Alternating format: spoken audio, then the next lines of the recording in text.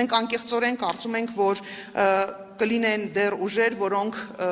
բարձր կգնահատեն կարևորությունը իրավիճակի, որտեղ շատերն են խոսում այսօր ճգնաժամային իրավիճակի էգզիստենցիալ վիճակի մասին, բայց չգիտես ինչի, իմանալով հանդերձ, որ իրենք չեն կարողանալու հատել շեմը եւ իրենց ձայները փաստացի գնալու են հետո սատարելու Նիկոլ Փաշինյանին, այդ մարդիկ,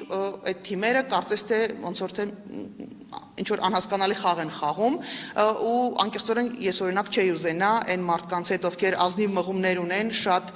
երկար ճանապարհ ունեն անցած, իրանց հետ այդ հակամարտության մեջ լինել ու ստիպված լինել նաև քննադատել, քննարկել իրենց մասնակցության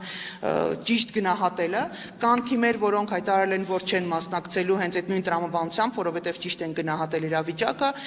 իրենց իհարկե շատ շնորհակալություն, հույս ունենանք, որ իսկապես կկարևորեն խնդիրը ճիշտ կգնահատեն ու մենք կարողանանք շատ լուրջ մոտեցում։ Ես հասկանում եմ այն մարդկանց, ովքեր ասում են, որ անվանման մեջ խայպի այսպես էլեմենտ կա, մի տեսակ դժվարություն կա, մեզ համար էլ դժվարություն կար, մենք էլ ենք դա ընդունում, բայց գիտեք, մանրուքների հետևից հիմա ընկնելու ժամանակը չի, հիմա շատ ճիշտ իրավիճակը գնահատելու, որոշումներ կայացնելու, լուծումներ ընդունելու ու այս վիճակից դուրս գալու ամենակարևորը Նիկոլ Փաշինյանի կործանարար այս process-ը կասեցնելու մեկ, երկրորդը դե գալ էլի իշխանության գոնե մի հատ մարդավարի մի բան սարքել, հատկապես որ հիշեցնեմ մենք գալու ենք ընդամենը 100 օրով, որտեվ սա էլ է մանիպուլացվում։ Մենք գալու ենք 100 օրով